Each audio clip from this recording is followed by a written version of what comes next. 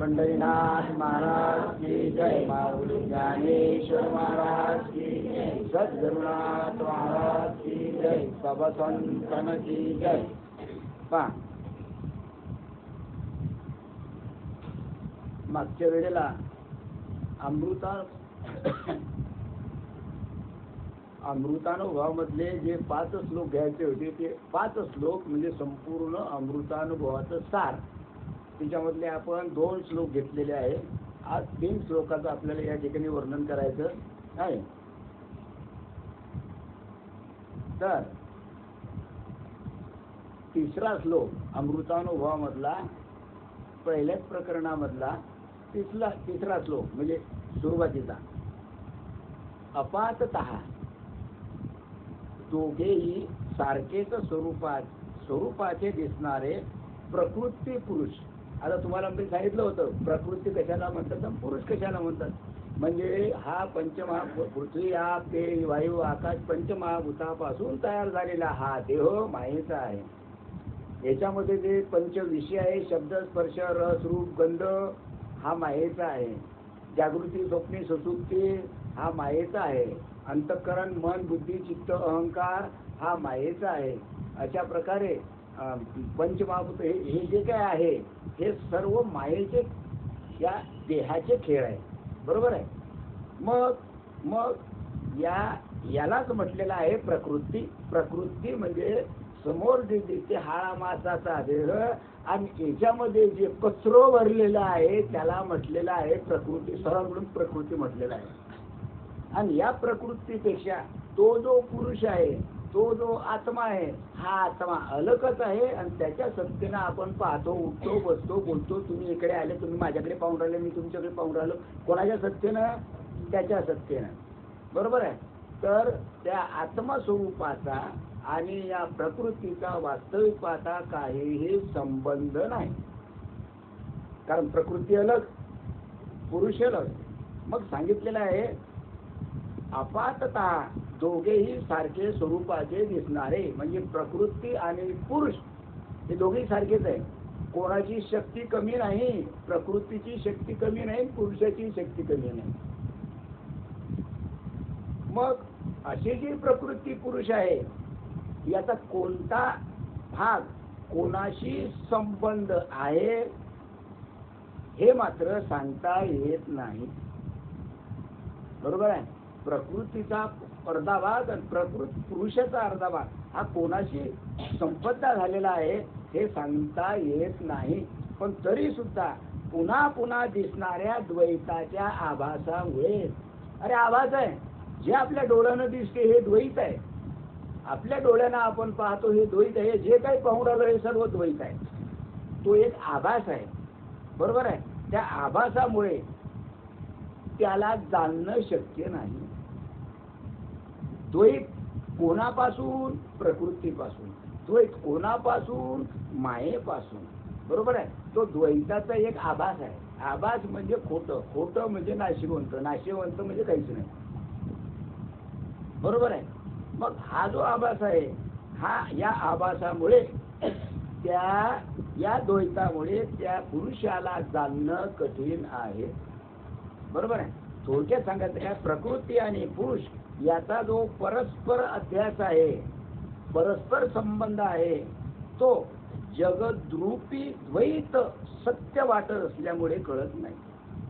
प्रकृती पुरुषाचा संबंध आहे परस्पर संबंध आहे पण जगद्वित द्वैत जे जगामध्ये द्वैत सुरू आहे ते सत्य वाटत नाही. सत्य असल्यामुळे कळत नाही. कारण का आपण काय पाहतो?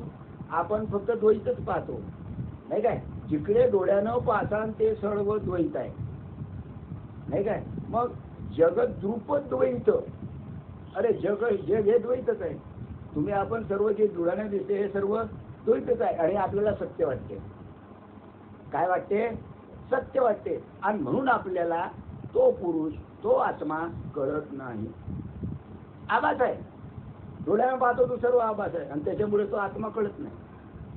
म्हणजे आहे दोन्ही बरोबरच आहे, दोन्ही सारखेच, पण प्रकृतीचा अर्धा भाग नामरूपे मिथ्या आहे. अशा प्रकारे प्रकृती आणि पुरुष किती भाग झाले? 2 भाग. वास्तविक प्रकृती आणि पुरुष अलग नाही, पण त्या प्रकृतीमुळे नाम आणि रूप हे आम्हाला मिथ्या वाटतात. आता पहा ना, इथंच घ्या. तुम्हाला नाव आहे की नाही? तुम्हाला नाव आहे की नाही? आहे. बरं, तुम्हाला रूप आहे की नाही? आहे. मग खरं का खोटं? बोलत जा. अरे खरं का खोटं? हे बा, तुम्हाला नाव आहे, प्रत्येकाचं नाव अलग अलग आहे की नाही? बरं, तुम्हाला रूप आहे, प्रत्येकाचे थोबाडे पा अलग अलग आहे की नाही? म्हणजे नाम आणि रूप हे मिथ्या आहे. मिथ्या म्हणजे खोटं आहे. आणि ते कोणाचं आहे? मायेचं आहे. पण एका बाजूला नाम आणि रूप हे मायेचं आहे, तर दुसऱ्या बाजूचा जो अर्धा भाग आहे हा आहे सत्य, आणि तो आहे परमात्म्याचा. त्याला म्हटलेलं आहे अस्ति भाती प्रिय. अर्धा भाग मायेचा, नाम आणि रूप, नाहीच होणार, खलास होणार, क्षणभंग. आणि एका बाजूला अस्ति भाती प्रिय हे 3 भाग कोणाचे आहे? परमात्म्याचे आहे. ते सत्य आहे. प्रकृती मिथ्या आहे, पुरुष सत्य आहे. प्रकृतीचे 2 कोणते? नाम आणि रूप. आणि पुरुषाचे 3 अस्ति भाती प्रिय. पण हे द्वैताच्या सत्य प्रतीतीमुळे आम्हाला कळत नाही. आमच्या ठिकाणी द्वैत आहे, म्हणून त्या द्वैतामुळे आम्हाला अस्ति भाती प्रिय परमात्म्याचं सत्य स्वरूप कळत नाही. मग शिव म्हणजे ईश्वर आणि शिवा म्हणजे माया. शिवाला काय म्हटलेलं आहे? शिवाला म्हटलेलं आहे ईश्वर आणि शिवाला म्हटलेलं आहे माया. शिव म्हणजे परमात्मा, शिव म्हणजे ईश्वर आणि शिवा म्हणजे माया. हे दोघे चेतन जळ आहे.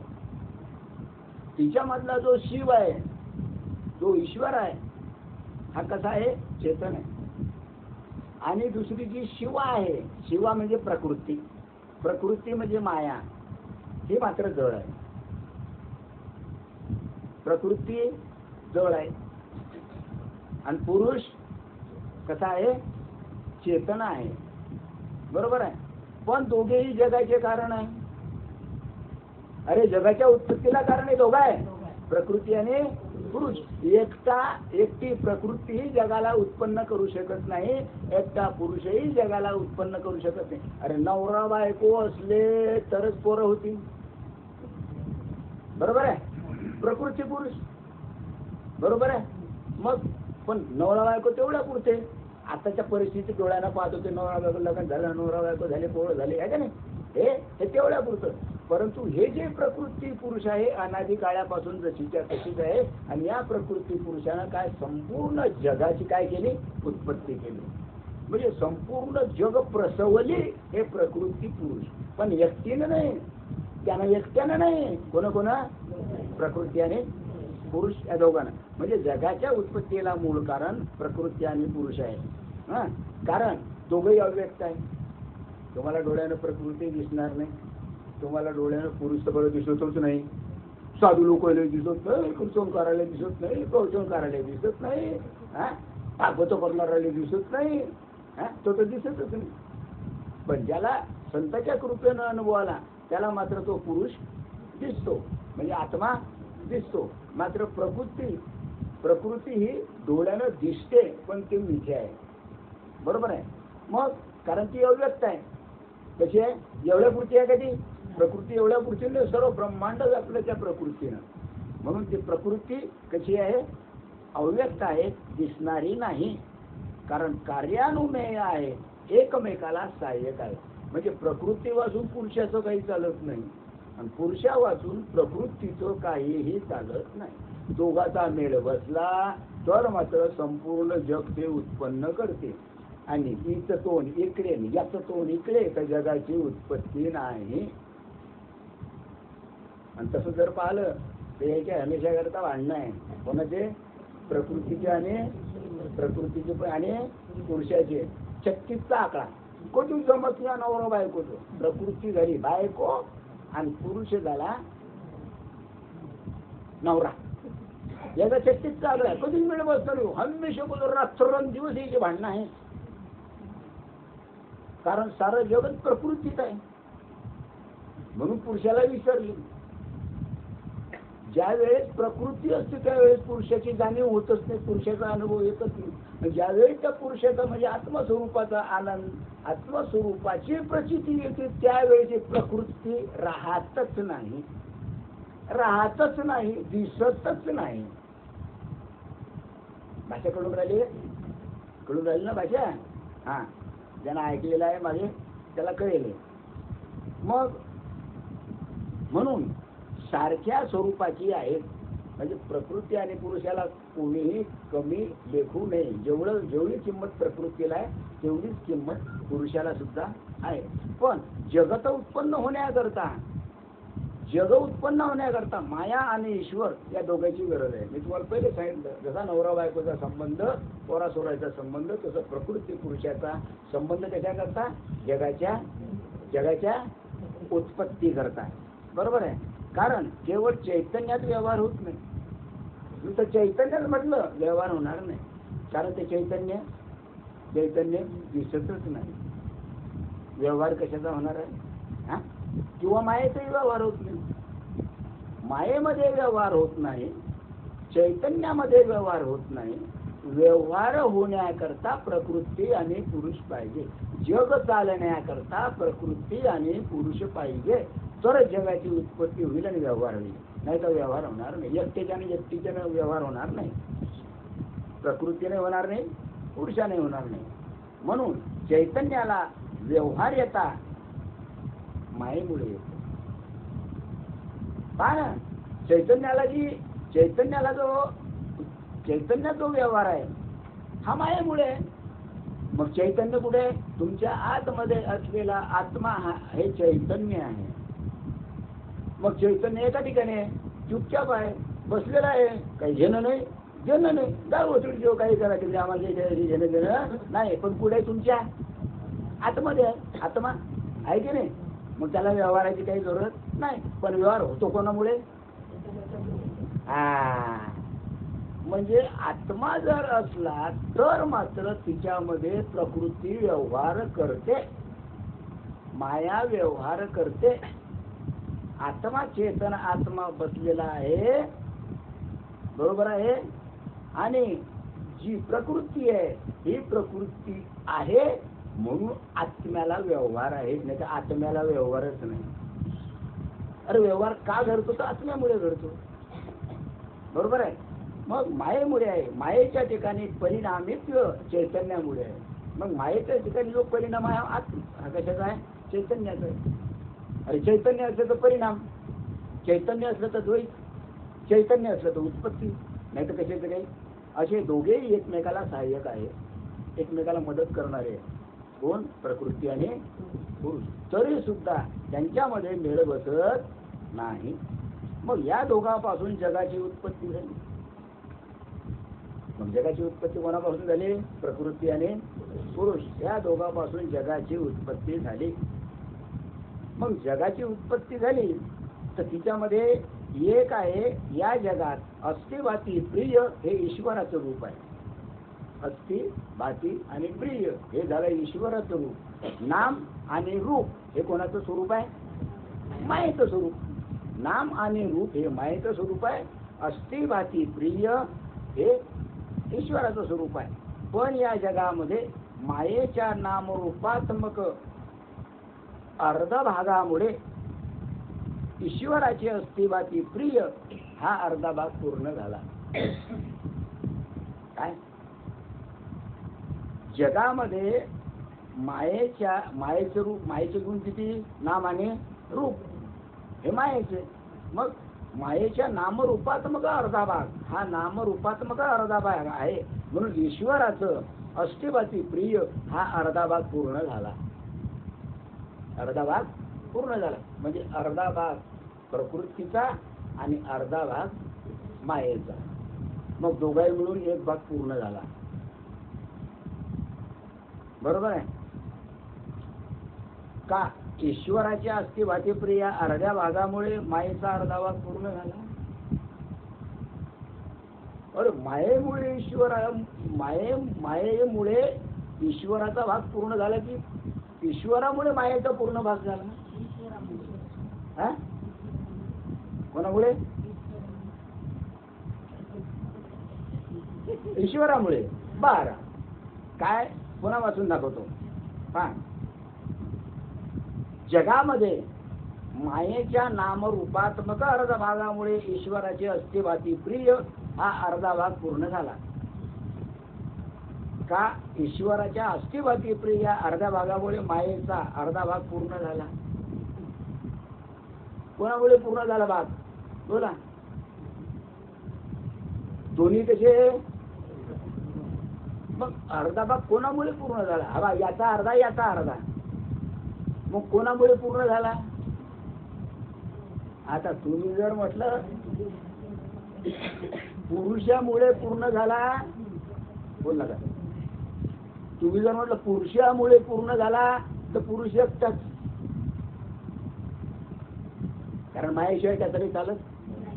बरं, प्रकृतीमुळे पूर्ण झाला असं म्हणसान तर तिच्यामध्ये पुरुषच नाही, मग त्याला काय किंमत? सर का पुढे, सर का, सर का वाटतं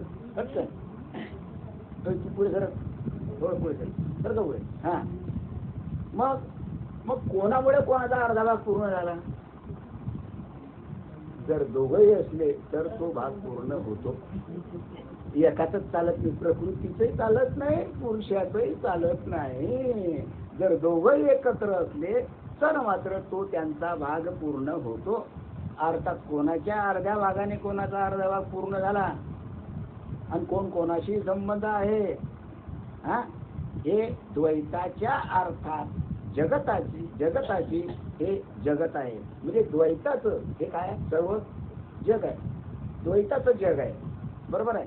अशी एक रूपाने प्रचिती येत असल्यामुळे पुन्हा पुन्हा विचार करून देखील शिव आणि ईश्वर, बरोबर आहे, एकमेकाशी कसे संबंध आहे, ते दोघेही सत्य आहे का मिथ्या आहे? प्रकृती आणि पुरुष दोघेही सत्य आहे की मिथ्या आहे? प्रकृती आणि पुरुष दोघेही सत्य आहे का मिथ्या आहे? म्हणजे सत्य आहे, खरे आहे का खोटे आहे? बोला.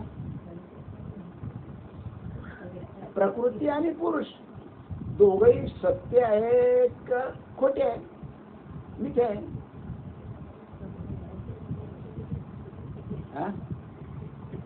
या दोघांपैकी सत्य कोण आहे? सत्य कोण आहे? अरे सत्य फक्त पुरुष आहे आणि खोट माया आहे, कारण ते नाशिवंत आहे, क्षणभंगुर आहे. म्हणजे माया ही खोटी, भ्रम किंवा मिथ्या, आणि पुरुष मात्र सत्य.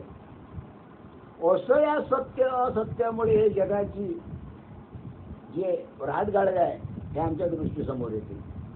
बस या दोघांचा जगातील अर्धा भाग कोणत्या स्वरूपाचा आहे हेच मात्र कळत नाही.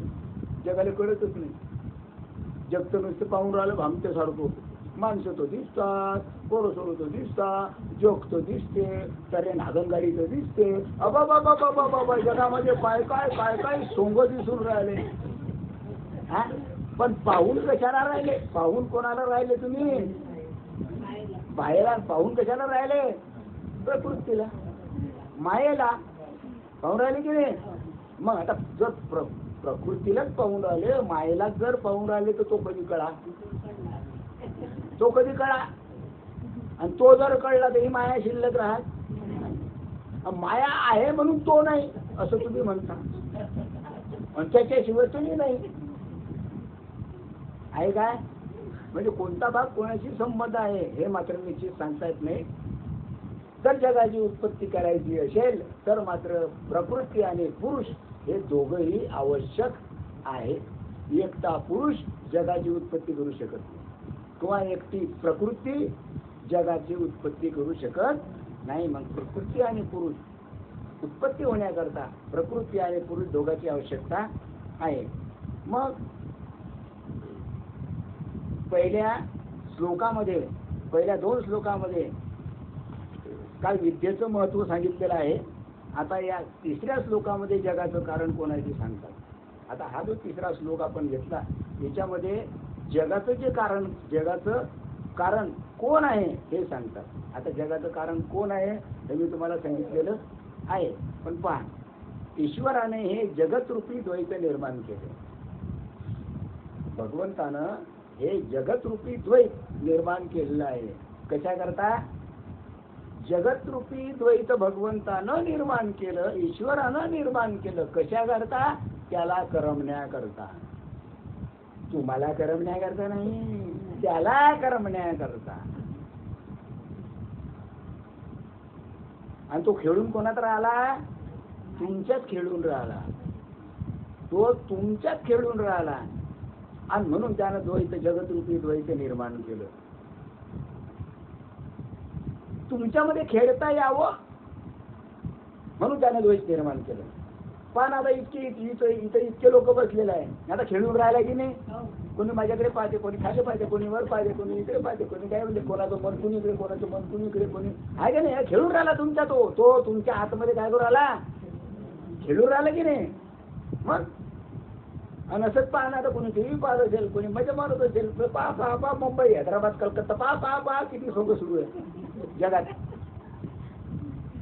अरे तो सर्वात आहे की नाही. आणि तो काय करून राहिला? तुमच्या आतमध्ये राहून खेळून राहिला. कसा? जगतरूपी द्वैत निर्माण केले आहे भगवंतानं, त्याला खेळण्याकरता, त्याला करमत नाही म्हणून मायेची उत्पत्ती, म्हणून माया निर्माण केली. त्याला करमत नाही. देव एकच, भगवंत एकच, त्याला काय करमणार आहे? अरे काय करमणार आहे काय? काहीच करमणार नाही. 7 तालीक 10 तालीक 15 तालीक बिल्डिंग, आणि त्यामध्ये एकटाच माणूस आहे. काही करमेल काय? करमणार आहे का त्याला? काय करू? एकटाच खाली जाऊ बोल, खाली जाऊ बोल, चाललं खाली वर, तू एकटा काय? अरे बघ करमत नाही ना. मग त्याच्याकरता द्वैत पाहिजे. एकट्याला करमत नाही, द्वैत पाहिजे, 2 पाहिजे. मग बायको लग्न केली, काय किती झाले? आता त्या बिल्डिंग मध्ये ऐकी नाही, खाली जाणं वर आहे, खाली जाणं वर आहे का नाही. किती झाले? 2 झाले. आणि त्याला वाटलं त्याला आपण दोघंच काय म्हणजे म्हणून जगाची उत्पत्ती, म्हणून त्याला पोर सर्व हे सर्व त्याचेच पोर आहे. कोणाचे? भगवंताची. म्हणून जगामध्ये द्वैत निर्माण केलं. मग ईश्वराने हे जगतरूपी द्वैत निर्माण केले. त्याच्यामध्ये 2 अंश सांगितलेले आहे, एक चिदांश आणि एक जडांश. एक चिदांश आणि एक जडांश. जडांश म्हणजे जड म्हणजे दगडासारखा, जड म्हणजे प्रकृती, आणि चिदांश म्हणजे चैतन्य म्हणजे आत्मा म्हणजे ईश्वर. किती भाग निर्माण झाले? 2. एक चिदांश, तो भगवंताचा भाग. एक जडांश, तो म्हणजे प्रकृतीचा भाग. चिदांश परमात्म्याचा आहे, आणि एका अंशाने जगत नाही. या जगात नुसते चितही भासत नाही, जगामध्ये चितही भासत नाही आणि जळही भासत नाही. तुम्ही जर जगामध्ये चित पाहिलं तर दिसणारच नाही, जळ पाहिलं तर दिसेल. बरोबर आहे. मग एका अंशाने जगत नाही. या जगात नुसते चितही भासत नाही आणि जळही भासत नाही. त्याच्यामध्ये जगात चितचा व्यवहार होण्याकरता जळ पाहिजे, चितचा व्यवहार होण्याकरता जळ पाहिजे. अरे आत्म्याला जर व्यवहार करायचा असेल तर हे पाहिजे, काय पाहिजे? देह पाहिजे, प्रकृती पाहिजे, तरच डोकी चांगली आहे ना. हा हा हा काय हा चित्त व्यवहार होण्याकरता काय पाहिजे? जड पाहिजे, नाही काय? मग जड असलं तर चित्तचा व्यवहार होईल. आता सर्व तुमचे थोबाडे कसे आहे? जड आहे, नामरूपानं नटलेले आहे का नाही? मग याच्यात व्यवहार होईल काय? नाही. मग व्यवहार होण्याकरता काय पाहिजे? चित्त पाहिजे. म्हणजे आत्मा आहे म्हणून तुम्ही इथं आहे. आणि तुम्हाला सोबतीन कोण आहे? मग प्रकृती, बरोबर आहे. आणि तिच्यातला चित्त निघून गेला की मड डंग डंग डंग डंग डंग डंग चाललं आपलं मड, चाललं मड. म्हणजे व्यवहार होण्याकरता दोन पाहिजे, चित्त आणि जड. आणि जळाच्या सिद्धीकरता चित्त पाहिजे. या जळाची जी सिद्धी करायची असेल, जळामध्ये व्यवहार करायचा असेल तर चित्त शिवाय व्यवहार होणार नाही. आत्म्याशिवाय व्यवहार होईल काय? अरे तुम्ही आत्मा नाही का? मग आत्म्याशिवाय व्यवहार आहे काय? आत्मा म्हणून तुम्ही इथं आले की नाही? आत्मा हरिपाठ म्हणून लागले की नाही? आत्मा म्हणून पाहून राहिले की नाही? त्याच्यामुळे आत्म्यामुळे. हा मग जळाची सिद्धी करायची असेल, तिथून इथपर्यंत घरून इथपर्यंत यायचं असेल, बरोबर आहे, तर चित्त पाहिजे. जर चित्त नसतं तर तुम्ही आलेच नसते. जो तो आपल्या आपल्या घरात मुर्दा पडून राहिला असता. करून राहिलं काय? हा म्हणून या दोघांचा अनन्य ध्यासाचा तो व्यवहार होत असतो. प्रमात्यामध्ये जळ आणि चित्त या दोघांची व्याप्ती आहे. प्रमात्यामध्ये चित्त आणि जळ या दोघांची व्याप्ती आहे. म्हणून प्रमामृत आले. कारण नुसते चैतन्य व्यवहाराला कारण नाही. नुसतं चैतन्य असलं, चैतन्यात व्यवहार नाही. आता हे पोकळी आहे, हे पोकळी आहे. आता या पोकळीमध्ये चैतन्य आहे की नाही? आहे. हे पोकळी आहे की नाही? आबाळा झालं वर, हे या घरामध्ये हे सर्व अंदर पोकळी आहे. मग या पोकळीमध्ये चैतन्य आहे की नाही? अरे आहे का नाही? आहे या पोकळीमध्ये चैतन्य. आता ठीक आहे, आता मी चैतन्याला म्हणलं ये चैतन्य ये. हा येईल का तो? येईल का तो? मग त्याला येण्याकरता काय पाहिजे? हे नाम आणि रूप पाहिजे. हे डबडे जग पाहिजे,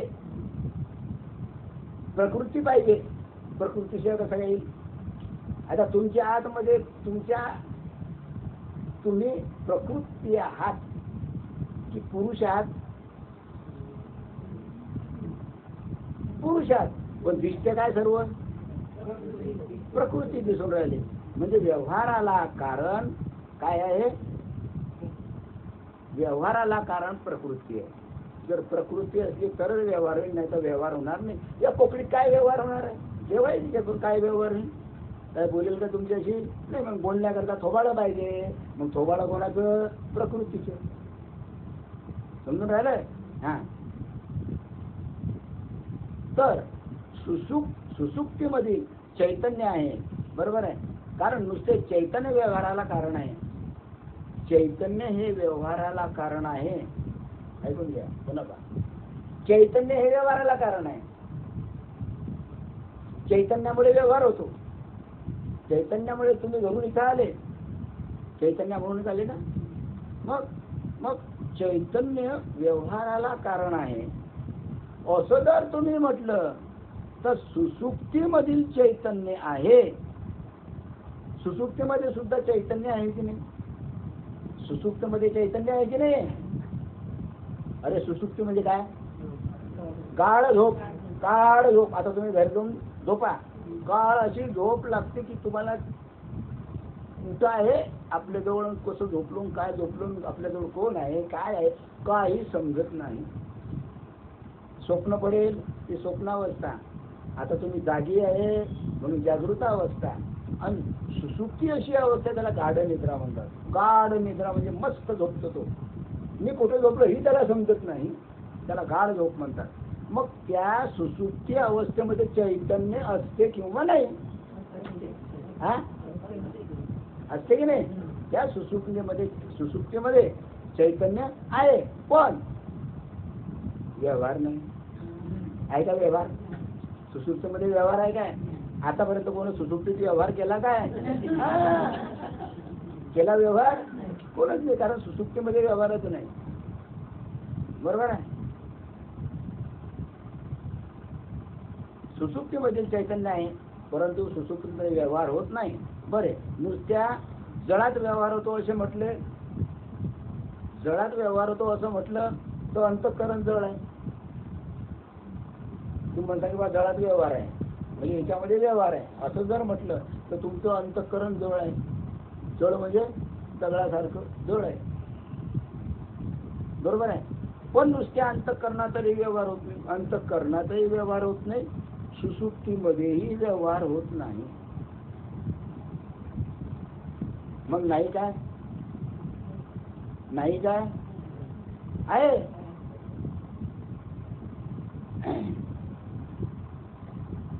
पण नुसत्या अंतःकरणातही व्यवहार होत नाही. अर्थात प्रमात्यातही जळांश आणि चिदांश आहे. अशा प्रकारे जो प्रमाता आहे त्याच्यामध्ये जळांशही आहे, चिदांशही आहे.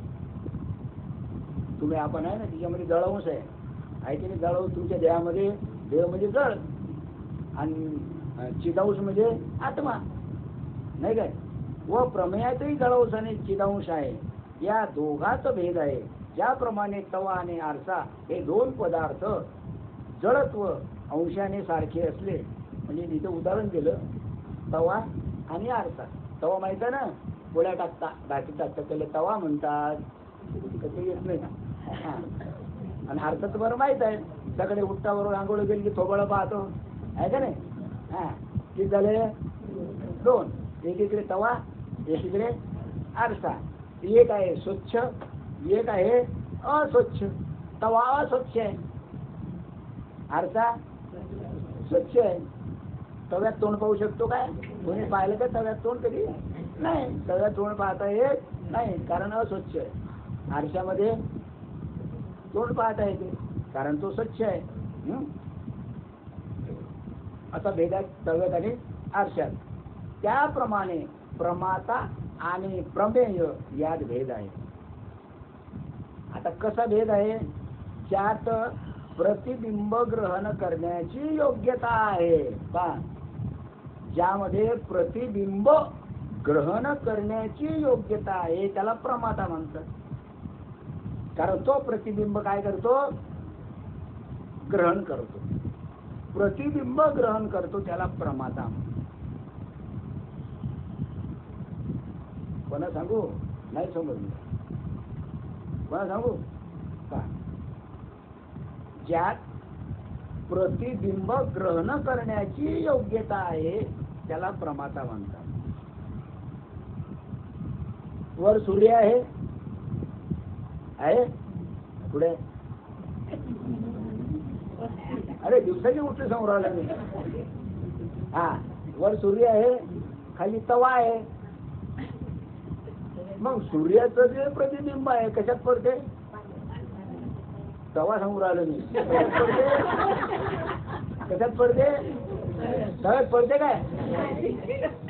अरे वर कितीही सूर्य चमकला तर त्या तव्यामध्ये तवा चमकेल काय? नाही चमकत. कारण ते प्रतिबिंब ग्रहण करण्याची योग्यता कशामध्ये आहे? तव्यात आहे.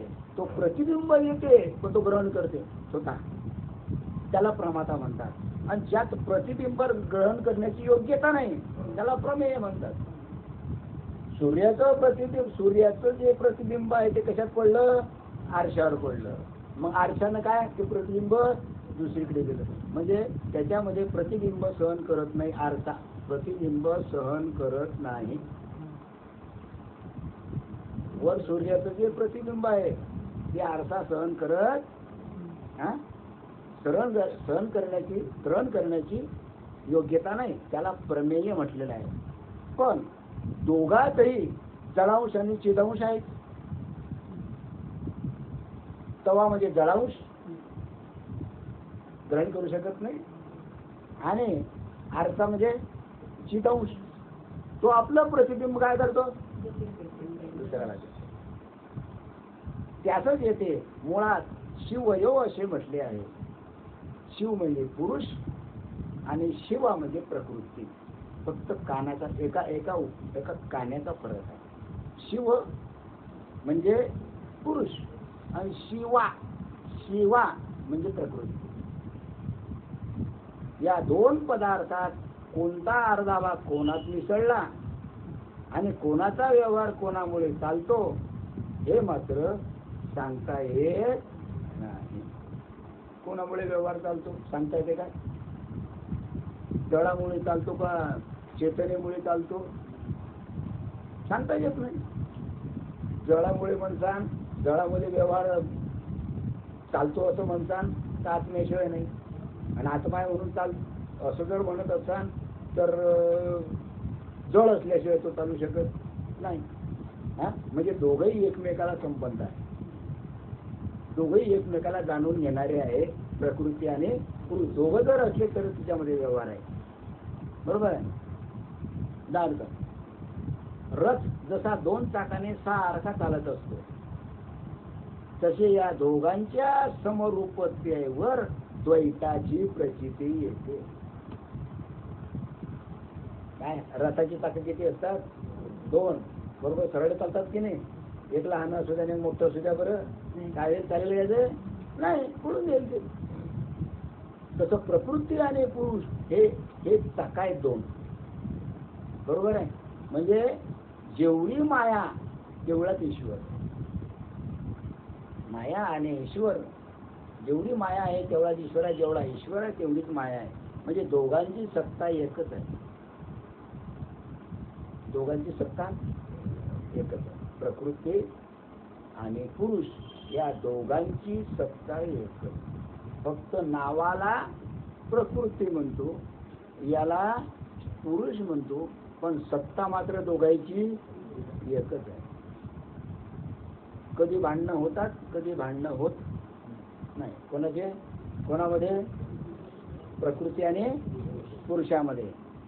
कारण दोघेही जगाच्या नामरूपांनी युक्त आहेत. दोघं जण जगाच्या नामरूपाने युक्त, म्हणजे नामरूपानं युक्त आहे दोघं सुद्धा.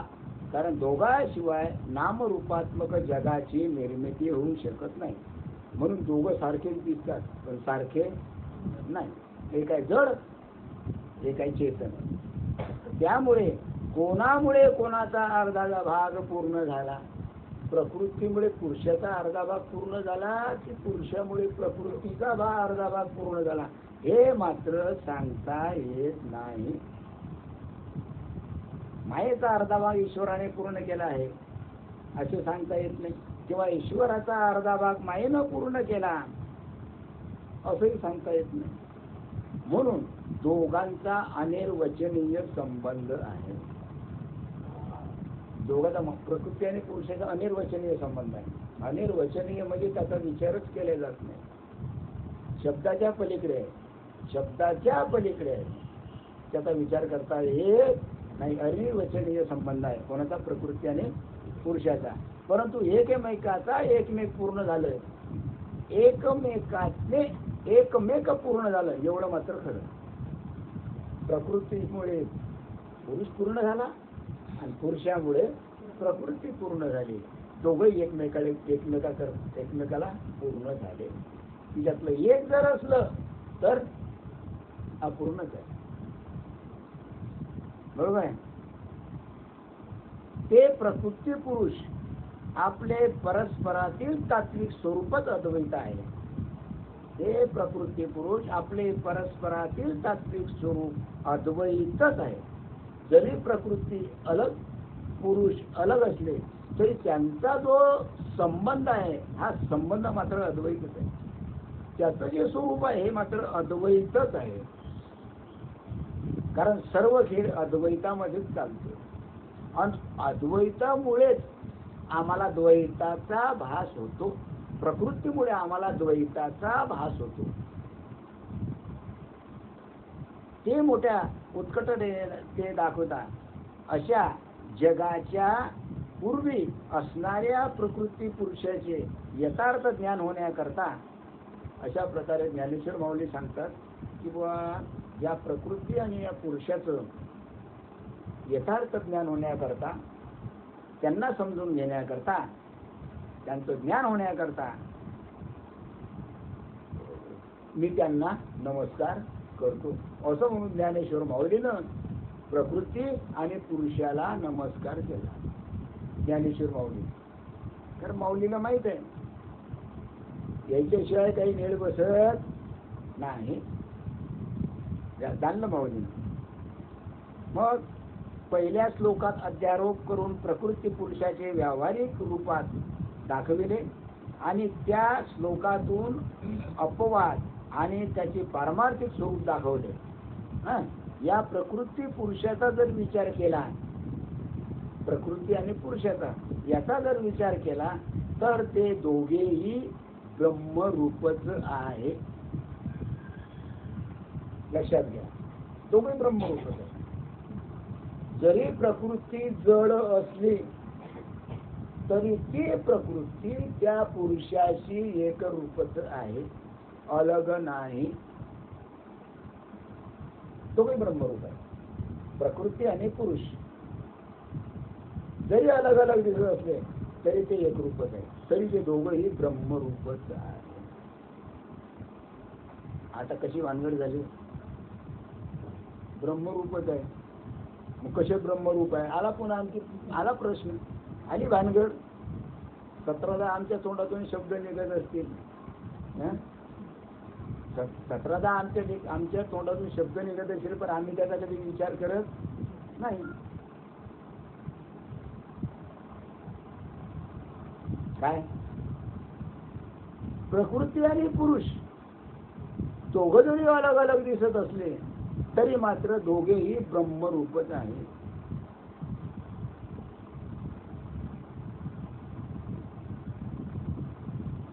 आता सर्वांना कळते, इथं सर्वांना कळते, पण सांगता येत नाही.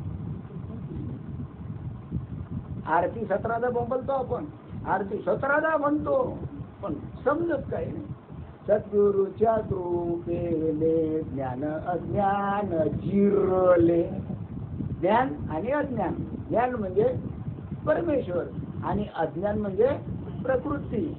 जेव्हा ज्ञान म्हणजे पुरुष, अज्ञान म्हणजे प्रकृती, या दोन्हीला जिरवावं लागते, जिरवावं लागते. त्यावेळेस प्रकृती आणि पुरुष काय होतात? एकरूप होतात, म्हणजे ब्रह्मरूप होतात. कारण ब्रह्म जाणायचं म्हटलं तर तिथं प्रकृती नाही आणि पुरुषही नाही. अरे मागे सांगितलं होतं ना, बी पेरतो, बी पेरल्यानंतर सर्वात पहिले त्याला पानं किती येतात? किती येतात? 2 पानं. मग 1 पान प्रकृतीचं, 1 पान पुरुषाचं, किती झाले? 2. पण त्याचं मूळ, त्याचं मूळ काय? एकच आहे ना, ते बी आहे की नाही? आहे की नाही? मग ते मूळ म्हणजे ब्रह्म. मग त्याच्यापासून फांद्या फुटल्या 2, प्रकृती आणि पुरुष. आणि मग काय बाबा, ते प्रकृती पुरुष झाल्यानंतर त्याला जो राग आला तर सर्व जगत निर्माण केलं त्यानं. पानच पानं, त्या चिंचेला जितके पानं असतात ना, इतके पानं, हे काय झाले? पानच आहे. कसा मोदल? बरोबर आहे.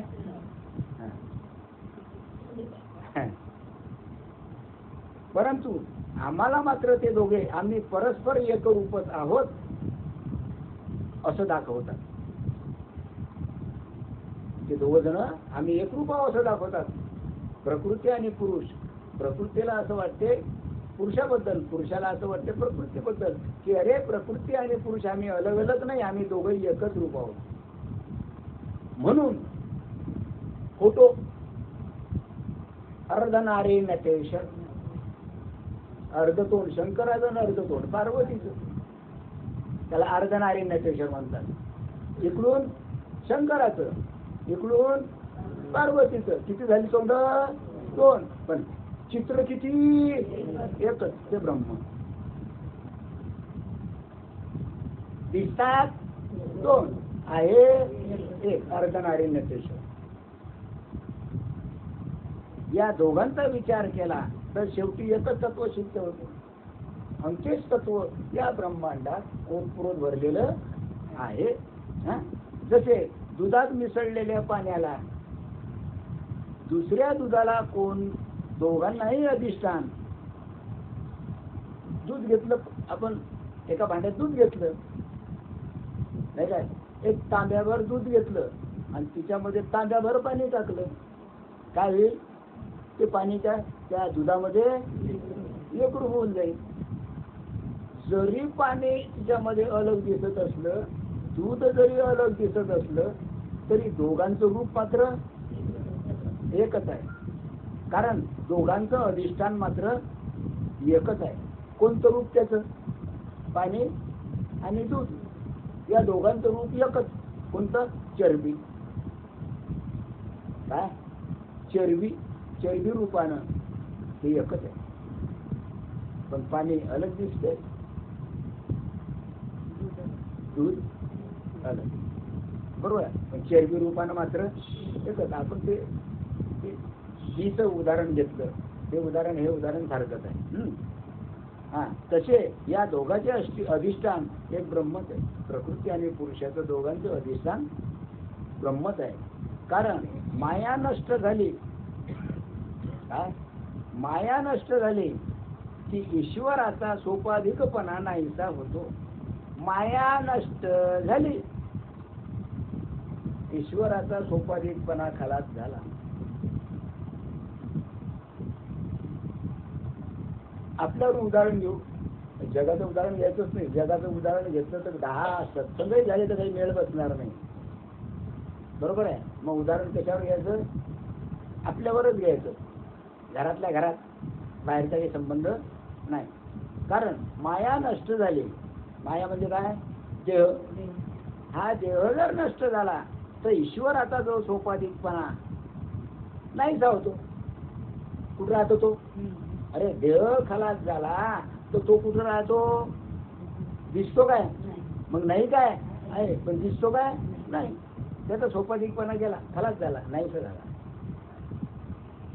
मग त्याचा सोपाधिकपणा काय येतो? कशामुळे येतो? या मायेमुळे येतो, बरोबर आहे. व शेवटी एक अद्वितीय चैतन्य शिल्लक राहतो. तो निघून गेला, या ब्रह्मांडाशी तो एकरूप होऊन येतो. जिकडे पाहतात तिकडे सर्व चैतन्य एकच. त्या अद्वितीय ब्रह्मस्वरूपाची प्राप्ती व्हावी, अशा प्रकारे हे जे अद्वितीय ब्रह्म आहे याची प्राप्ती व्हावी म्हणून जगाला आधी कारण असणाऱ्या शिवशक्तीला आमच्या ज्ञानेश्वर माऊलींनी नमस्कार केला. म्हणून मग त्या अद्वितीय स्वरूपाची प्राप्ती व्हावी, त्या ब्रह्माची प्राप्ती व्हावी म्हणून ज्ञानेश्वर माऊलींनी प्रकृती आणि पुरुषाला नमस्कार केला. हे माय, हे बापा, तुम्ही जरी अलग अलग असले तरी मात्र तुम्ही एकच ब्रह्म आहात. माझा तुला नमस्कार असो, ज्ञानेश्वर माऊली म्हणतात. म्हणून नमस्कार केला. प्रकृतीलाच केला काय? पुरुषालाच केला काय? नाही, दोघांनाही केला. कारण दोघे ब्रह्मरूप आहे, बरोबर आहे. आणि मायेने आपल्यापासून दूर जावे, पुन्हा एक कारण. दुसरं कारण काय? मायेनं आपल्यापासून दूर व्हावं म्हणून मायेला नमस्कार. हे माया, आता तू येऊच नको, तिकडेच जा बाबा म्हणजे मायेला नमस्कार केला. पुन्हा ज्ञानेश्वर माऊली. आणि म्हणून ते जगद्रूप झाले, ब्रह्मरूप झाले. कोण? ज्ञानेश्वर माऊली. का? संताची भाषा कशी, संताचे शब्द कसे, संताचं बोलणं कसं, संताचं वाङ्मय कसं. सामान्य माणसाला का चांगल्या चांगल्या लिखे होश उडून जातात तरी समजत नाही. मग प्रकृती पुरुषाचा नमस्कार करण्याचा हेतू एकच होता माऊलीचा, की हे माया, आता तू माझ्यापासून काय कर, दूर जा. कारण तो आणि मी, आम्ही दोघ जण एकच आहोत. मी त्याच्यापासून अलग नाही, तो माझ्यापासून अलग नाही. म्हणून त्या मायेला नमस्कार केला. माय माय जा, येऊ नको जा.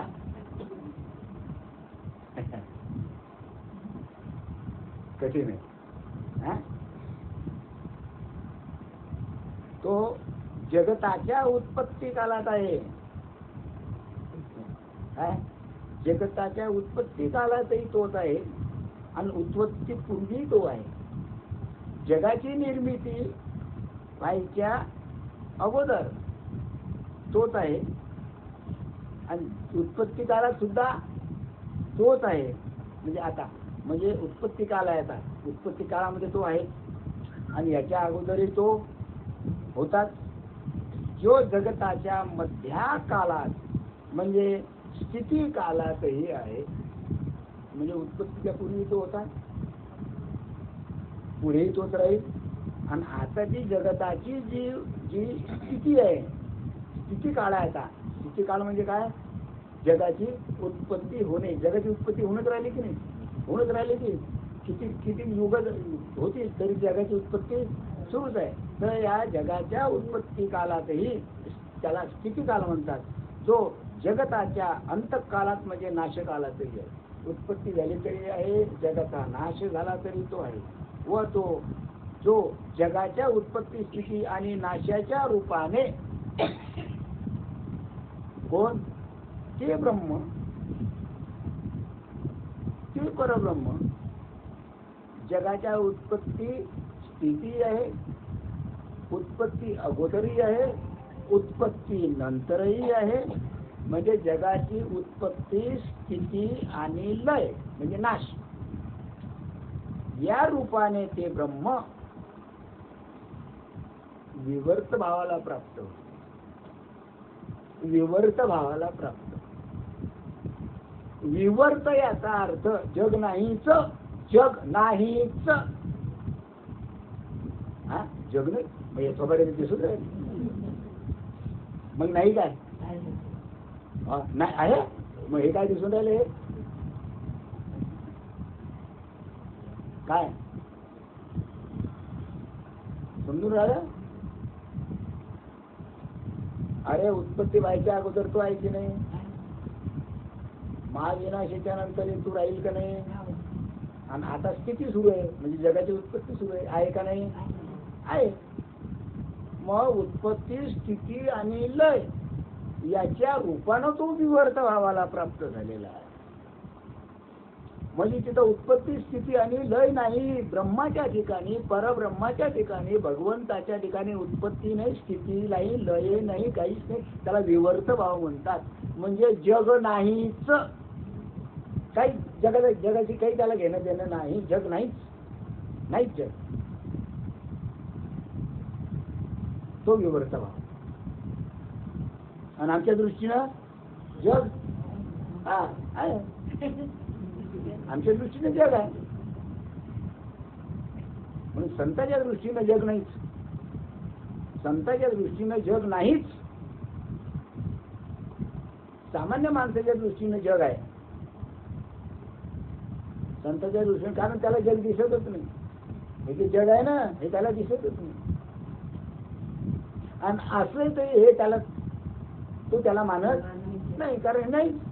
अरे नव्हतंच ना. नव्हतंच तर आता यायचा काही संबंध नाहीच ना. पहिलेही नव्हतं, पुढे राहणार नाही. काय संबंध आहे? कारण तो संत हे विवर्त भावाला प्राप्त झालेले असतात. पण परमार्थाचा विचार केला तर ज्याच्या स्वरूपाच्या ठिकाणी काय? ज्याच्या स्वरूपाच्या ठिकाणी उत्पत्ती स्थिती आणि नाशाचा अत्यंत भाव आहे. ज्याच्या स्वरूपाच्या ठिकाणी जगाची उत्पत्ती नाही, जगाची स्थिती नाही, जगाचा लय म्हणजे नाशही नाही, त्याला अत्यंत भाव म्हटलेला आहे. अत्यंत भाव म्हणजे जगाचा अत्यंत अभाव. अभाव म्हणजे नाहीच.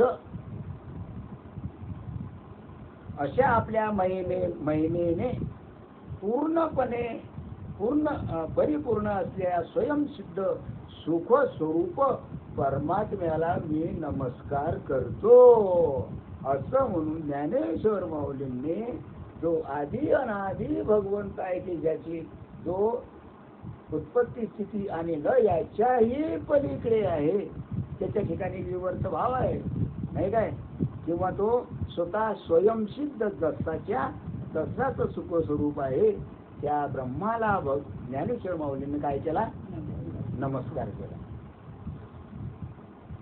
पहा, पहिल्यानं नमस्कार कोणाला केला? पहिल्या प्रकरणात नमस्कार केला, विद्येला नमस्कार केला, गुरुला नमस्कार केला. आता त्याच्यामध्ये हा नमस्कार केला, प्रकृती पुरुषाला नमस्कार केला आणि शेवटीच्या ब्रह्माला नमस्कार केला. काय शिल्लक राहिलं? काहीच नाही शिल्लक राहिलं. कारण द एंड ऑफ परमार्थ म्हणजे ब्रह्म, त्याला नमस्कार केला. आता या श्लोकामध्ये परमात्म्याची दोन स्वरूपे सांगितलेली आहे. परमात्म्याचे स्वरूप दोन, एक आहे तटस्थ लक्षण आणि दुसरा आहे स्वरूप लक्षण. स्वरूप सांगितलेले आहेत भगवंताचे दोन स्वरूप, एक आहे स्वरूप लक्षण आणि एक आहे तटस्थ लक्षण. स्वरूप लक्षण आणि तटस्थ लक्षण असे दोन स्वरूप परमात्म्याची आहे. स्पेशल स्पेशल दोन स्वरूप परमात्मे, एक आहे स्वरूप लक्षण, दुसरं आहे तटस्थ लक्षण. आता तटस्थ लक्षण कशाला म्हणतात? का? उपाधीला धरून, ऐकून घ्या, उपाधीला धरून काय हे देह काय? मग या उपाधीला धरून जे सांगितले जाते त्याला तटस्थ लक्षण म्हणावे.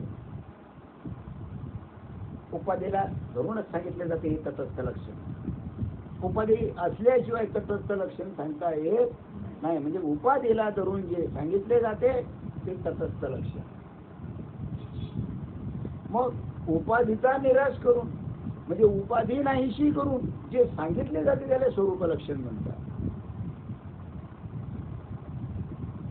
काय? उपाधीचा निराश म्हणजे तिथं उपाधी राहिली नाही, तिथं कोणत्याच प्रकारची जगाची उपाधी राहिलेली, देहाची तर सोडाच, पण जगाची सुद्धा कोणत्याच प्रकारची उपाधी राहिली नाही. म्हणजे या उपाधीचा निराश करून जे सांगितले जाते त्याला स्वरूप लक्षण म्हणतात. उपाधीला धरून सांगले जाते त्याला तटस्थ लक्षण म्हणतात. कारण स्वरूप लक्षणामध्ये उपाधीच नाही, उपाधीचा निराश होऊन जातो. स्वरूप लक्षणात उपाधीचा निराश, उपाधी शिल्लकच राहते.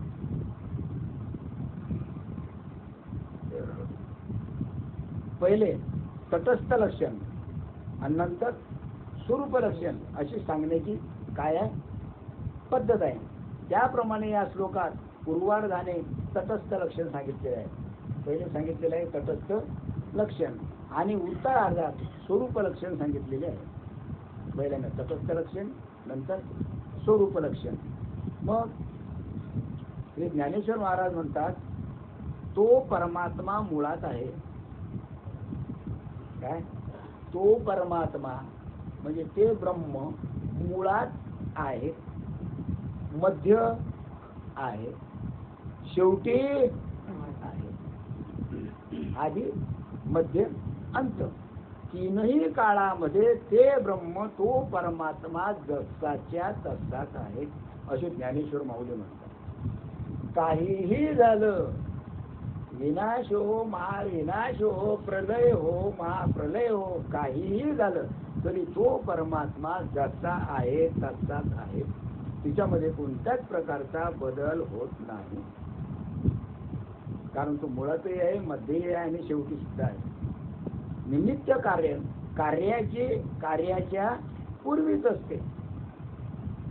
जे निमित्त कारण असते हे निमित्त कारण कार्याच्या पूर्वी असते, मध्ये आणि प्रलयात नसते. काय? निमित्त कारण हे कार्याच्या पूर्वीच असते.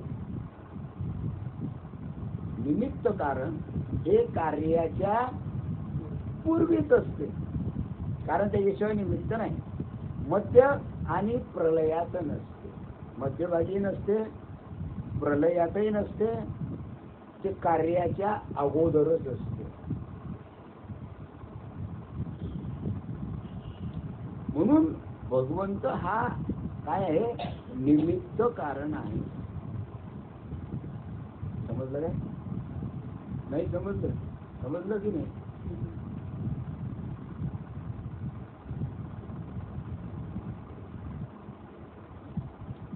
कोणत्याही गोष्टीला दोन कारण असतात.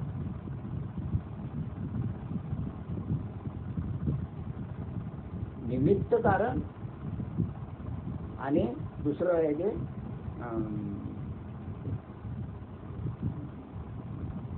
काय बरं ते नाव आहे, पहा हे समजून सांगतो. पहा, हा, परमात्मा मुळात आहे, मध्ये आहे आणि शेवटी आहे. निमित्त कारण कार्याच्या पूर्वीच असते आणि प्रलयात आणि मध्ये नसते. म्हणजे निमित्त कारण जे हा जो परमात्मा आहे हा पूर्वीच, म्हणजे हे ब्रह्म जसंच्या तसंच आहे, त्याला मध्येही नाही आणि प्रलयातही नाही, तो जसाच्या तसाच आहे. आणि येथे तर कार्याची उत्पत्तीला, स्थितीला आणि नाशाला कारण परमात्मा सांगितलेलं आहे. प्रत्येक कार्याची उत्पत्ती व्हायची असेल, स्थिती व्हायची असेल किंवा त्याचा नाश व्हायचा असेल तर त्याला काय म्हणतात, परमात्मा. कारण उत्पत्ती, स्थिती आणि लय याला कारणीभूत परमात्माच आहे. हा हा, अर्थात तो केवळ निमित्त कारण आहे. परमात्मा हा फक्त निमित्त कारण आहे, त्याला फक्त निमित्त करून टाकलंय.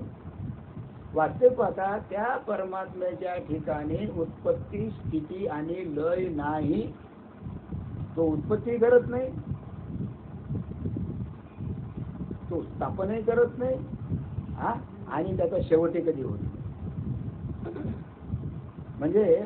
म्हणजे तो निमित्त कारण आहे. अर्थात तो केवळ फक्त निमित्त कारण आहे. म्हणजे जग चालवायला फक्त तो निमित्त आहे. जगाशी त्याचा काहीही संबंध नाही, पण जगाला चालवण्याकरता तो आहे. जगाचा त्याचा काही संबंध नाही, पण जग चालवायचं असलं तर त्याच्यामुळे चालत नाही, म्हणून तो पाहिजे. अर्थात तो केवळ निमित्त कारण आहे. नॉमिनल भगवंत म्हणजे कसं, नॉमिनल आहे म्हणजे आहे. मायेला सांगून दिलं करत होईस तू, जगाची उत्पत्ती करत होईस, आणि मी जसाच्या भोग्या.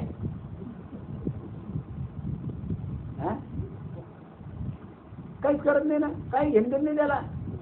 परमात्म्याला, त्याला आत्म्याला काही घेणं नाही, देणं नाही. या जा, खा, उठा, बसा, तो खात नाही, पित नाही, उठत नाही, बसत नाही, काम करत नाही, काही त्याला घेणं देणं नाही. हे सर्व कार्य मायेचं आहे.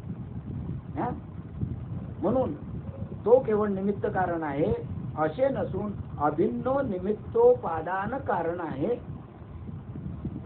अभिन्न आहे, निमित्त कारण आहे आणि उपादान कारण आहे.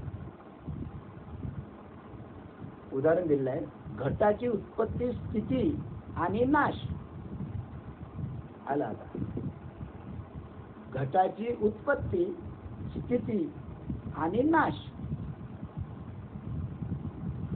मृत्तिकेतच आहे, मातीत. घट कुठून उत्पन्न होतो, जमिनीतून. गारा आणला, मळला, त्याचं मडकं तयार केलं, सुकू दिलं, भाजून टाकलं, मस्त झालं मडकं तयार. उत्पत्ती कुठून, जमिनीतून. राहते कुठं, जमिनीवर राहते. आणि फोडलं तर एक रूप कशाचे होते, मातीतच होते. म्हणजे घटाची उत्पत्ती, मडक्याची उत्पत्ती आणि राहणं आणि शेवटी त्याचा नाश होणं याचं मुख्य कारण मातीच आहे. बरोबर आहे. तसे जगाची उत्पत्ती, स्थिती आणि नाशाला कारण फक्त परमात्मा आहे. कारण तोच आहे, पण त्याचा त्याच्याशी काही संबंध नाही. बरोबर आहे. उत्पत्ती, स्थिती आणि लयाला प्राप्त होणारे हे जगत, तेही परमात्म्याचं स्वरूप. अरे त्याची उत्पत्ती होते, त्याचं पालन पोषण होते, ज्याचा लय होते. बरोबर आहे. असं जे जगत आहे ते सर्व परमात्मा स्वरूपच आहे. सर्व परमात्मा स्वरूप आहे. काय नाही, परमात्मा स्वरूप. सर्व जगच परमात्मा स्वरूप आहे. कारण त्याच्याशिवाय एवढीशी जागा सुद्धा शिल्लक नाही, म्हणून सारं जगत परमात्मा स्वरूप आहे. जे जे भेटे होत ते ते मानिजे भगवंत, आणि हा भक्ती योग निश्चित जाणं मानला. अरे हे सर्व देवत आहे. भगवान सर्व देवत आहे की नाही देव. मग हिच्यामध्ये भेद करणं म्हणजे आमचाच नाश. कारण त्याच्याशिवाय काहीच शिल्लक नाही. भगवंताशिवाय थोडीशी जागा सुद्धा रिकामी नाही, तो नाही असा. म्हणून कारण हे सर्व त्याचीच रूप आहे. आणि आम्ही काय म्हणतो, हा बदमाश आहे, हा वाईट आहे, यानं असं केलं, त्यानं तसं केलं. अरे काही करू द्या, ते त्याचं स्वरूप आहे. कोणी निंदा, कोणी वंदा, आम्हाला सोहिताचा धंदा आहे. आमचा तो धंदा आहे, तो चालू आहे. कोणी निंदा का वंदा, काय हे घेणं नाही. कारण जे आहे ते सर्व परमात्मा स्वरूपच आहे. आणि हे जे परमात्म्याचे, याला तटस्थ लक्षण म्हटलेलं आहे. मी तो तटस्थ आहे. काय तो निमित्त कारण आहे. हे तटस्थ लक्षण झालं भगवंत. तुम्ही काहीच करत नाही, मी जसाच्या तसंच आहे. तटस्थ लक्षण. तुम्हाला काय करायचं ते करा तुम्ही. मग मनुष्य येतो, जातो, जन्म घेतो, राहतो, मरतो, पुन्हा जन्म घेतो. जन्म, मृत्यू, जरा, व्याधी वगैरे जे काही आहे, हे कशामुळे? कशामुळे?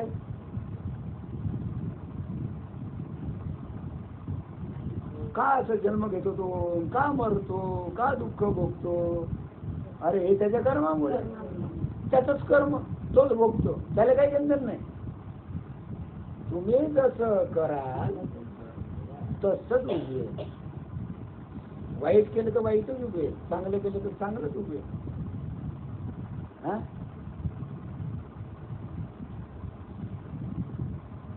झाड लावतो बाबळीच आणि वाट पाहतो आंब्याची. आंबे कधी येते, आता कधी येते?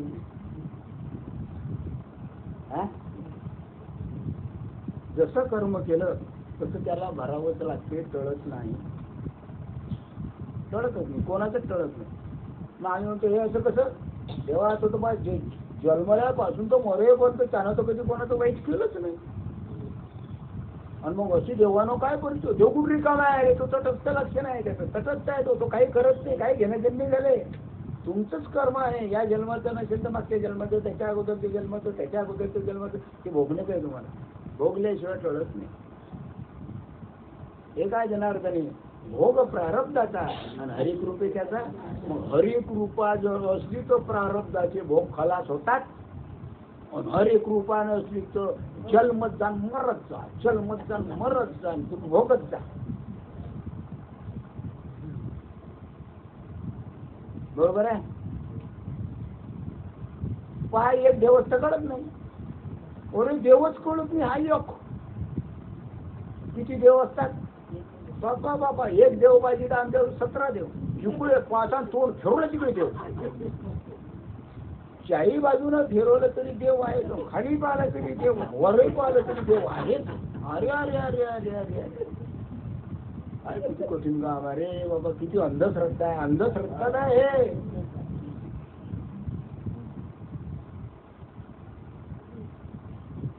कठीण आहे. दुःख आहे, दुःख दुःख. एवढं कळल्यानंतर जर तुम्ही इकडे तिकडे पाहत बसले तर तुमच्यासारखं मूर्ख तर कोणीच नाही. जगातही मूर्ख नाही, पण मूर्ख म्हणावं लागते मला. देव किती, तुम्ही ढूंढता किती? शाने का मूर्ख?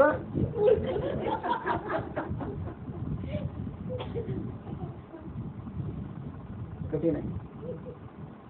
निदान ज्याला कळला त्याने इकडे तिकडे जाऊन मी या मतात आहे. हा, ज्याला नाही कळलं ना तो किती फिरला, त्यानं 100 का लाखानं देव केले तरी चालेल. पण ज्याला देव कळला त्याला इकडे तिकडे जायलाच नाही पाहिजे. हाईच बैठवणे करा एक चित्त. आणि ती पुढे काय आवडी अनंत.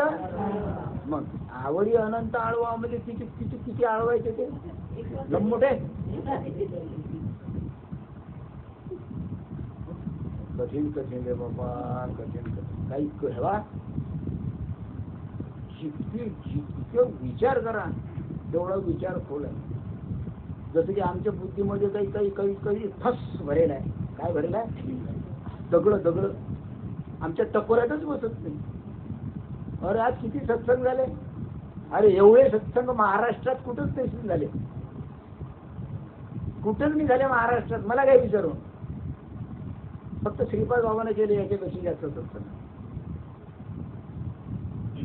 आणि एवढं कळून जर कळत तर मग त्या गोष्टीला येणार नाही. तुमचा रस्ता अलग, आमचा रस्ता अलग. काय घेणं देणं नाही. कामाची काम. मग परमात्म्याचे तटस्थ लक्षण प्रस्तुत श्लोकात पूर्वातून सांगितलेले आहे.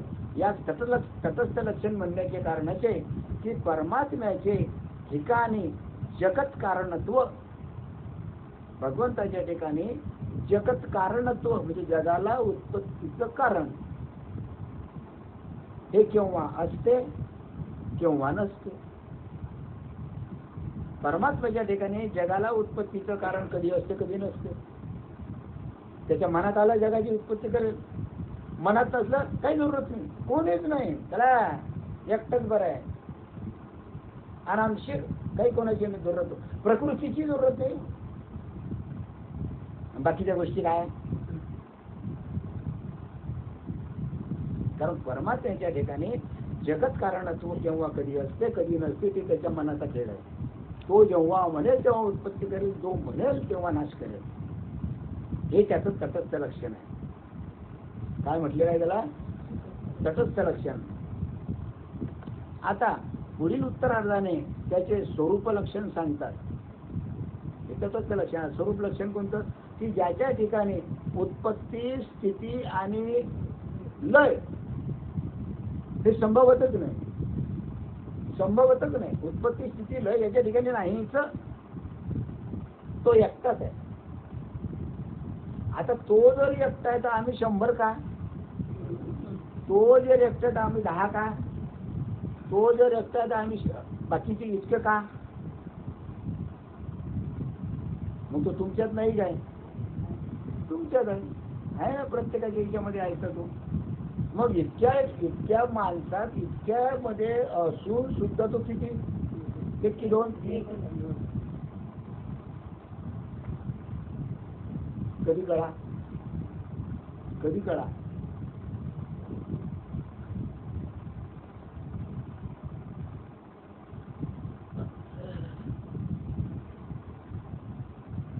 ज्याच्या ठिकाणी उत्पत्ती स्थिती आणि लय कर्तृत्व संभवत नाही असा परमात्मा आहे. तुम्हाला पहिले सांगितलं परमात्म्याच्या ठिकाणी उत्पत्ती नाही, स्थिती नाही, लय नाही, काय काही गणनेची जसाच आहे. कारण जगत कारणत्वाची अवस्था ईश्वराला संभवत असेल. जगत कारणाची अवस्था. जग जर निर्माण करायचं असेल तर ईश्वर करेल. काय? जग जर जगत कारणत्वाची अवस्था ईश्वराला संभवते. जगाच्या कारणाची जी अवस्था आहे ही हे ईश्वराला संभवते. म्हणजे ईश्वर जगाचं कारण असू शकतो. जगाचं कारण, जगाच्या उत्पत्तीचं कारण ईश्वर आहे. या रे बाबा. आता हे कसं ते कसं काय तरी खिचडी चालू आहे. डोक्यात काही बसून नाही राहिलं पण चालू आहे. काहीतरी बसण्या म्हणजे बसणं.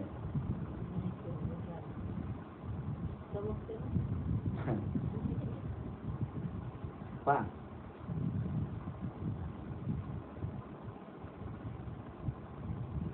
जगत कारणत्वाची अवस्था म्हणजे जग निर्माण करण्याची अवस्था ईश्वराला कदाचित असेल. म्हणजे ईश्वराच्या ठिकाणी जगत कारण जगत उत्पन्न करण्याची अवस्था असेल ईश्वराच्या ठिकाणी, म्हणजे आता याच्यामध्ये भेद निर्माण झाला, ईश्वर आणि परमात्मा. ईश्वराच्या ठिकाणी कारणत्वाची अवस्था असेल, म्हणजे ईश्वर हा काय जगाची म्हणजे जगाला कारण असेल, जगाला कारण हा ईश्वर असेल, शुद्ध ब्रह्म नाही. कळलं नाही? कळलं? बर, पुन्हा सांगतो. ब्रह्म एक की अनेक? एक. या संपूर्ण ब्रह्मांडामध्ये ते ब्रह्म ओतप्रोत भरलेलं आहे तुमच्या आमच्यामध्ये सर्व. प्रलय हो, महाप्रलय हो, काही हो, काहीही जरी झालं तरी ते ब्रह्म जसच्या तसं व्यक्तच आहे. समजलं? ब्रह्म ब्रह्म म्हणजे तो परमात्मा किती आहे? एकच आहे. पण ज्या वेळेस जगाची उत्पत्ती होते त्यावेळेस तो ब्रह्म प्रकृती आणि पुरुषाला निर्माण करतो. म्हणजे ब्रह्म अधिक माया बरोबर ईश्वर. कीर्तनात सांगितलेलं आहे, ब्रह्म अधिक माया. त्या ब्रह्मामध्ये माया मिसळली की तो ईश्वर होतो. समजून आलं काय? ब्रह्म किती? एक. पण त्या एका ब्रह्मामध्ये माया मिसळली की तो ईश्वर होतो.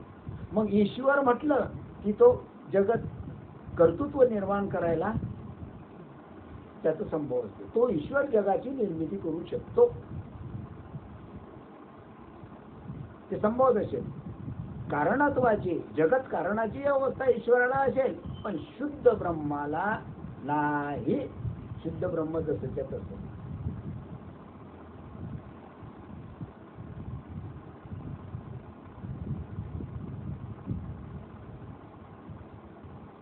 चोवीस कॅरेटचं सोनं, 24 कॅरेटचं सोनं शुद्ध की अशुद्ध? शुद्ध. बरोबर आहे. थोडस तांब मिसळा, एक गुंजभर तांब मिसळा, ते सोनं शुद्ध की अशुद्ध? बरोबर का? अशुद्ध. कारण त्या शुद्ध सोन्यामध्ये ते तांब मिसळवलं, ते अशुद्ध झालं. आहे मात्र मुळात शुद्ध. पण ते वालभर तांब मिळवलं तर मग तांब आणि ते शुद्ध सोनं किती झाले? दोन झाले. मग हे प्रकृती आणि पुरुष याला ईश्वर म्हणतात. पण तिच्यातलं शुद्ध तिच्यातलं अशुद्ध काढून घेतलं तांब, तर ब्रह्म जसच्या तसंच. ते शुद्ध ब्रह्म, तो परमात्मा. आता कळलं? कळलं काय? का सांगू आणखी? हा, बस झालं.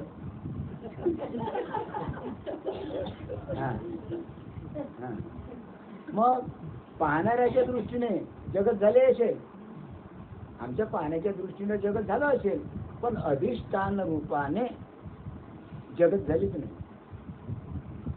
जर आम्ही अधिष्ठानाकडे पाहिलं, जर आम्ही त्या ब्रह्माकडे पाहिलं तर जग नाहीच ना. जग नाही. जो अधिष्ठानाकडे पाहतो, जो त्या ब्रह्माकडे पाहतो, जो परमात्म्याकडे पाहतो, त्याला हे जग दिसतच नाही. त्याच्या दृष्टीने हे जग नाहीच.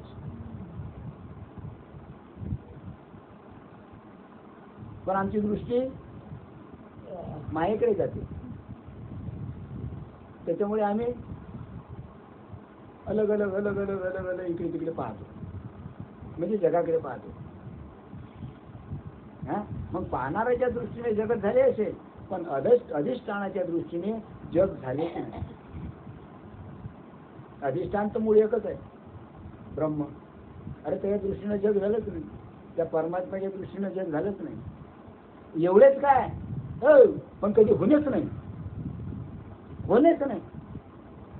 काही झालं तरी होणे नाही, जशीच्या तसंच. तुम्ही बसता बोंबलं, बो बो बो बो बो.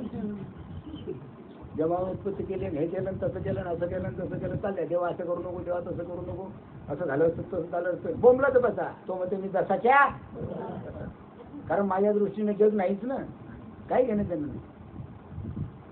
जो तो त्याच्या कर्मानं येते, त्याच्या कर्मानं जाते, येतो भोगत बसतो मरतो, येतो भोगत बसतो मरतो. मला काही ते अशी घेणं त्याने, मी मस्त आरामशी मस्त मजबूल एकटाच बरं काय घेणं ना जगाची.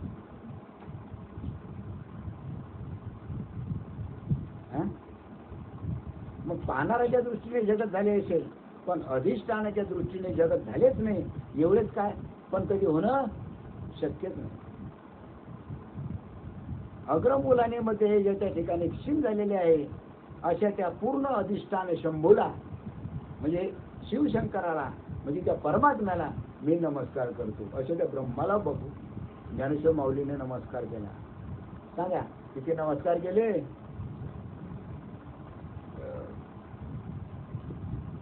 झाले 5 श्लोक. आता हे 5 श्लोक म्हणजे संपूर्ण 10 प्रकरण अमृतानुभवाचे. पण हे शॉर्टकट आहे. आता त्याचं विस्तृत प्रत्येक अध्यायामध्ये दिलेलं आहे. अशा रीतीने हे 5 श्लोक म्हणजे संपूर्ण अमृतानुभवाचे सार आहे. या 5 श्लोकाचा विस्तार म्हणजे आता पुढची 10 प्रकरण. म्हणजे 5 श्लोक घेतले हे त्याला कळलं असेल हो, त्याला पुढचे 10 श्लोक समजतील, 10 प्रकरण समजतील. त्या 10 प्रकरणामध्ये काय सांगितले ते थोडक्यात सांगतो. म्हणजे 10 प्रकरणामध्ये जे आहे अमृतानुभवाचे याच्यामध्ये काय काय सांगितलं ते आता सांगतात माऊली. पहिल्या प्रकरणात शिवशक्तीला नमस्कार, प्रकृती आणि पुरुषाला नमस्कार आपलं तिकडे झालेला आहे. कोणी आलं असेल या, नसेल पाण्यानं आले नका येऊ, काही गंधन नाही. बरोबर आहे. हां हां चुकलं का पाणी आलं ना मग आहे ना, मग काय पाणी आलं पाण्यावर आलं तसं काय येवा, ते छत्री धरल्या जात नाही काय नाही, काय विजेच्या पुराल्या वारा जाऊ द्या बरं. हां होते ना असं होते की नाही. हां काय घेणं आम्हाला, जाऊ द्या. आमचे दोन श्लोक झाले. पहिल्या प्रकरणात शिवशक्तीला नमस्कार आणि ते जगत कारण आहे हे सांगितले. हे झालेलं आपलं प्रकृती आणि विद्येत प्रवेश कसा होतो व साधकाने कोणाला शरण जावे हे दुसऱ्या प्रकरणात सांगितलेलं आहे, दुसऱ्या श्लोकात सांगितलेलं आहे. वृत्ती ज्ञान देखील अज्ञानच आहे. तुमच्या ठिकाणी ज्या संकल्प विकल्प वृत्त्या उठतात ते सुद्धा काय एक प्रकारचं अज्ञानच आहे. वृत्ती ज्ञान म्हणजे एक प्रकारचं अज्ञान. ते तिसऱ्या प्रकरणात सांगितलेलं आहे. हां ज्ञानातीत म्हणजे ज्ञान आणि अज्ञान याच्या पलीकडे ज्ञानातीत अशी स्वयंप्रकाश ज्ञानस्वरूप वस्तू एकच आहे. हे 4थ्या प्रकरणात सांगितलेलं आहे. किती प्रकरण आहे सर्व? 10. तर कोणत्या प्रकरणात काय काय सांगितलेलं आहे हे पहा. हां 4थ्या प्रकरणात सांगितले आहे की वस्तू स्वगत सजातीय आणि विजातीय भेदरहित आहे. हे 5व्या प्रकरणात सांगितलेलं आहे. 5वे प्रकरणात अमृत अनुभव संपला. प्रकरण आहेत 10. 5 प्रकरणामध्ये अमृत अनुभव संपला. मेन जे आहे ते 5 प्रकरणात आहे आणि त्याच्या पुढे मग बाकीचं आहे विस्तृत प्रमाणात नाही म्हणा, त्याचंच विश्लेषण थोडंसं आहे. आता ज्यास परमात्मा कळला नसेल, ज्याला परमात्मा कळला नसेल तर त्याने शब्दाला शरण जायचं. कशाला शरण जायचं? शब्दाला. निदान शब्दानं तरी कळेल.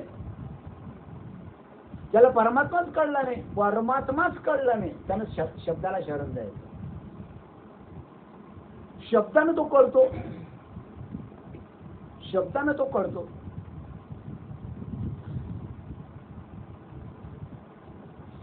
कसा करतो शब्दानं?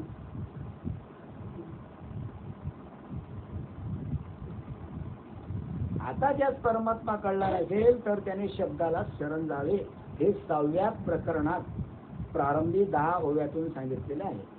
तेव्हा शब्दाला शरण गेल्याशिवाय परमात्मा कळत नाही. पहिले शब्दाला शरण जा. जो शब्दाला शरण गेला त्याला परमात्मा कळेल. म्हणजे गुरुमुखातून निघणारे जे शब्द आहे ते शब्द जर साधकाच्या कानात पडले तरच त्याला शब्द म्हणतात. पहिला शब्द, दुसरा शब्द, तिसरा शब्द. हे शब्दाने शरण जाणं आहे. म्हणजे परमात्मा कळेल, म्हणजे आत्मा कळेल, म्हणजे आपल्याला आपलं स्वरूप कळेल. त्याला शब्दाला शरण जाणं म्हणतो. कळलं? आता कळलं? नाही अजून नाही कळलं. कळलं? हा. अरे शब्द चांगले होते की नाही कानात? का काही दुसरं काही बोललो का शिव्या गेल्या? ज्याला शिव्या गेल्या तो येत नाही.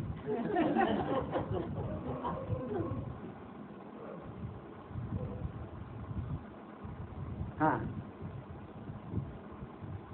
आता ज्यात परमात्मा कळला नसेल तर त्याने शब्दाला शरण जावे. हे 6व्या प्रकरणाचे प्रारंभी 10 वेळातून सांगितले. किंबहुना शब्द स्मरणदानी प्रसिद्ध अमूर्ताचा विषदू आरेसा नव्हे. पण पुढे 11व्या ओळीपासून त्याचे खंडन केले. शब्द काट केला, शब्दही काटला, शब्द सुद्धा खलास झाला. परमात्मा कळण्याकरता शब्द पाहिजे, पण शब्द सुद्धा नाहीसा केला. त्याचे खंडन करून टाकलं माऊलीने. कारण शब्द विस्मरण झालं असेल तर त्याचे स्मरण करून दे. जर एखाद्या गोष्टीचं विस्मरण झालं असेल, आठवण नसली तर शब्द त्याची आठवण करून देतो आपल्याला. परंतु परमात्म्याचे विस्मरण कधी होतच नाही. कधी होते का विस्मरण परमात्म्याचं? हा, काय सांगून राहिले, काय मान हलत. परमात्म्याचे विस्मरण कधी होते? काय नाही कधी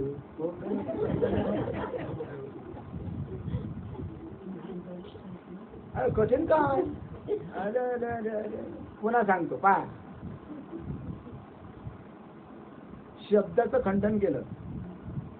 परमात्मा कळायचं असेल तर शब्द पाहिजे. पुढे शब्दाचंही खंडन केलं. कारण शब्द विस्मरण झाला असेल तर त्याची स्मरण करून देतो, म्हणजे आठवण करून देतो. परंतु परमात्म्याचे विस्मरण होतेच नाही. परमात्म्याचं विस्मरण होतच नाही, मग तिथे शब्दाचा काय उपयोग? अरे परमात्म्याचं विस्मरण होतच नाही ना, मग शब्द काय कामाचे? आणि शब्दाशिवाय तर परमात्मा कळत नाही. हे काय गौड बंगाल आहे? ज्याला कळे त्यालाच कळे. बरोबर आहे. शब्दाचा काय उपयोग? म्हणजे शब्द सुद्धा तिथं शिल्लक राहत नाही. बर, शब्दाने अविद्येची निवृत्ती केली म्हणावे तर स्वरूपाच्या ठिकाणी अविद्या नाही, अज्ञान नाही, माया नाही. मग तिथे शब्दाचा काय फायदा? बरोबर आहे. हा, बर. शब्दाने आत्म्याचं प्रकाशन केले म्हणावे तर आत्मा तर स्वयंप्रकाश आहे. म्हणजे आत्म्याचं प्रकाशन कसं? अरे हा लाईट स्वयं जसंचा तसंच आहे. मग याचा प्रकाश, याला प्रकाश कसा काय द्यायचा? आणखी सूर्यप्रकाश रूप आहे की नाही? तसा आत्मा हा स्वयंप्रकाश आहे. मग त्याला बाकीच्या प्रकाशाची आवश्यकताच नाही. मग तुम्ही काय त्याला प्रकाश देऊन राहिले?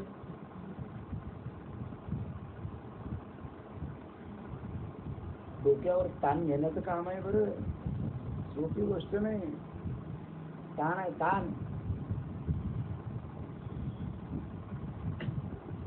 जर पद्धतशीर राहिलं तर ते येईल, नाही तर मग काय इकडे घरी चालू आहे, पाणी येऊन राहिलं, मग मेळ काही बसत नाही. मग आता ते जाऊ द्या बाबा, जाऊ द्या. ते उद्या जाऊ आपण. लय सत्संग ऐकले. हा, लय सत्संग हे ऐकलं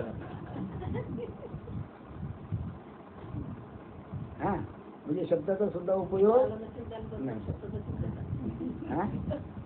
अशा रीतीने 3 प्रकारांनी 6व्या प्रकरणाचे शब्दाचे खंडन केले आहे.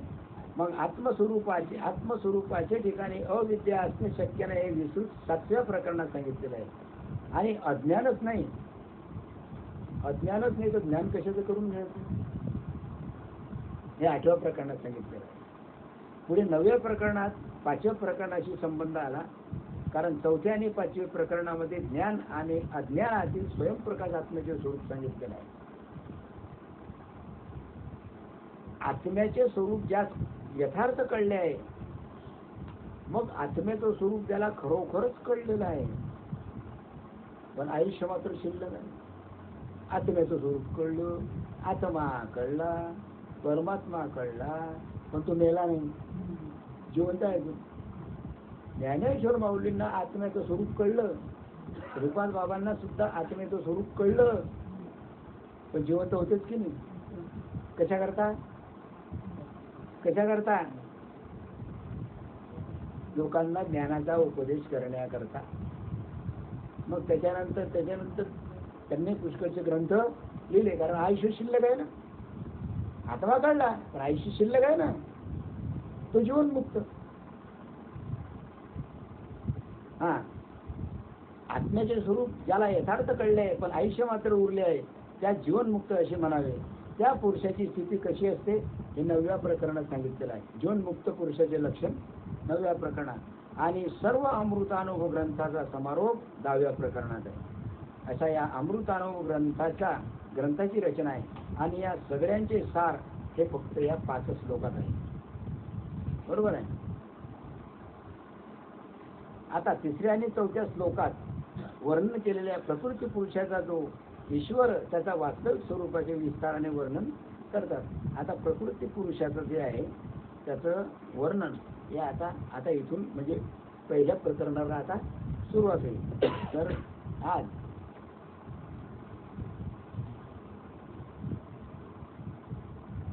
एकादशीच्या निमित्ताने आपण सर्वजण या ठिकाणी जमलो,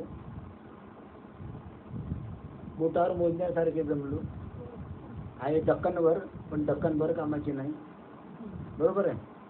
तर झालेली सेवा सद्गुरू श्रीपाद बाबांच्या चरणी अर्पण करतो आणि माझे 2 शब्द संपवतो. पुंडलिक वरदे हरी विठ्ठल श्री ज्ञानदेव तुकाराम, पंढरीनाथ महाराज की जय, माऊली ज्ञानेश्वर महाराज की, सद्गुरुनाथ महाराज की जय, सब संतन की जय.